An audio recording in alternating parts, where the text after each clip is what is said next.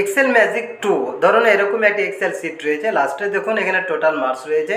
এই টোটাল মার্কসের মধ্যে থেকে সর্বোচ্চ 10টি মার্কসকে আপনি কোনো একটা কালার দিয়ে আপনি হাইলাইট করতে চান, তাহলে কিভাবে করবেন দেখুন।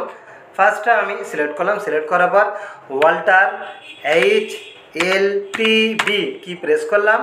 প্রেস করার পর দেখুন এরকম একটি বক্স আসবে, এখানে দেখুন 10 দিলাম, তারপরে দেখুন এখানে ক্লিক করলাম। এখানে ক্লিক করার পর আপনি এতে রেড দিতে চান তাহলে রেড, এখানে রেড চুজ করবেন, দেখুন রেড হয়ে গিয়েছে। বা আপনি যদি আপনি অন্য কালার চুজ করতে চান তাহলে দেখুন লাস্টে দেখুন কাস্টম ফরম্যাট, এই অপশানে ক্লিক করবেন। ক্লিক করার পর দেখুন ফিল থেকে দেখুন ধরুন আমি এই কালারটি নিলাম, এই কালারটি নেওয়ার পর ওকে দিয়ে দিলাম, দেখুন আবার ওকে।